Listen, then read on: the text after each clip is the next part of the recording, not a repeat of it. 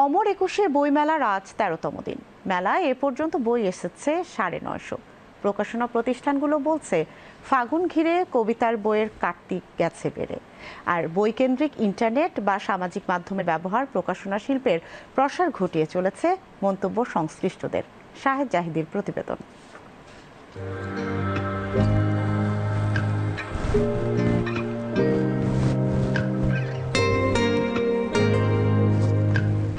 লেখায় কিংবা উচ্চারণে বই শব্দের ঠিক পরপরই বেশি প্রয়োগ হয়ে থাকে পড়া শব্দটির, কেনা শব্দটির।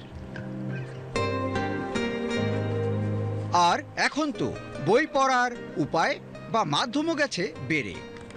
ইন্টারনেটে বই পড়ে নেওয়া যায়, আবার চাওয়া মতো বই সংক্রান্ত তথ্যও মেলে।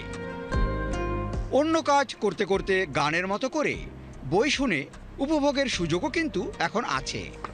অর্থাৎ যেখানে বা যে অবস্থাতেই থাকুন না কেন, চাইলে বইও থাকছে আপনার সাথী হয়ে।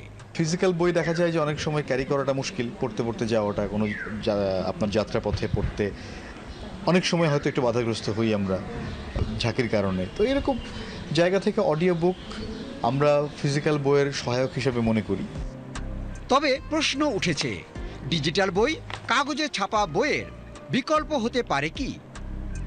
কাগজের বইটা পড়তেছেন তখন আপনার মনে মস্তিষ্কে আপনার সেই কথা এবং গল্প সেটা দীর্ঘকালীন দেখতেছেন। আর যখন আপনি ফোনে ব্যবহার করতেছেন তখন আপনার এই যে চোখের একটা সমস্যা হবে, তারপর মস্তিষ্কে একটা চাপ প্রয়োগ করে।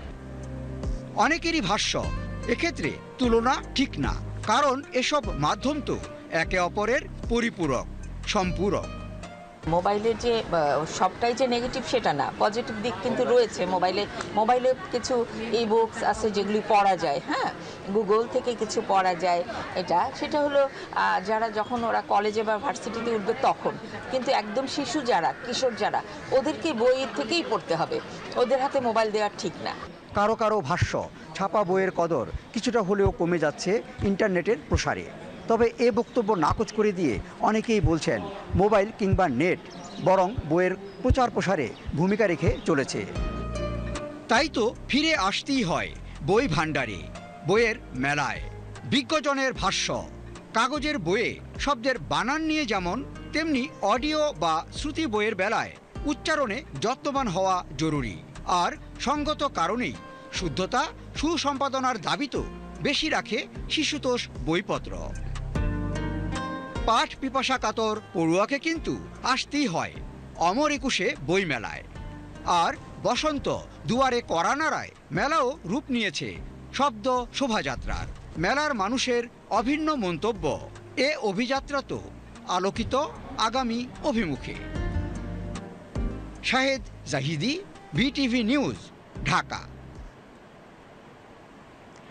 দেশ জুড়ে শুদ্ধ সাংস্কৃতিক চর্চা ছড়িয়ে দেওয়ার লক্ষ্যে সাংস্কৃতিক সেল গঠন করেছে বৈষম্য বিরোধী ছাত্র আন্দোলন। সালাউদ্দিন জামিল সৌরভকে সম্পাদক করে 23 সদস্য বিশিষ্ট এই সেল গঠন করা হয়। আজ রাজধানী শাহবাগে এই সাংস্কৃতিক সেলের আত্মপ্রকাশ উৎসব অনুষ্ঠিত হয়। দেশের সংস্কৃতির শেকড়ের উৎপাদনকে তুলে আনতে এই সেল বিশেষ ভূমিকা রাখবে বলে প্রত্যাশা সংশ্লিষ্টদের।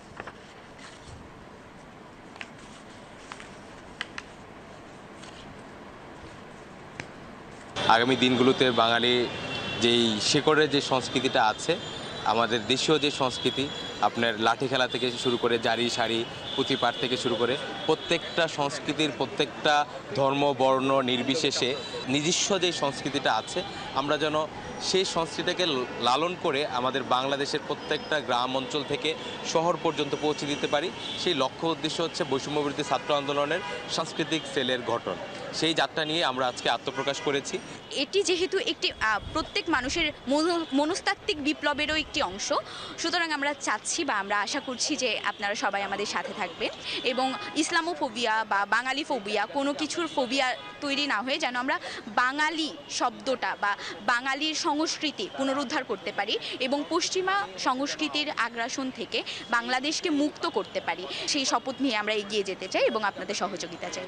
পূর্বের যে কোনো সময়ের চেয়ে সামনে একটি মেলবন্ধনিক একটি যাত্রা শুরু করার জন্য আমরা দীর্ঘমেয়াদী লক্ষ্য নিয়ে এই সাংস্কৃতিক সেল গঠন করছি, যাতে ধর্ম বর্ণ জাত নির্বিশেষে সকলেই এক কাতারে এসে কাজ করবে, দেশ এবং দেশকে ভালোবাসবে, দেশের সংস্কৃতিকে তুলে ধরবে।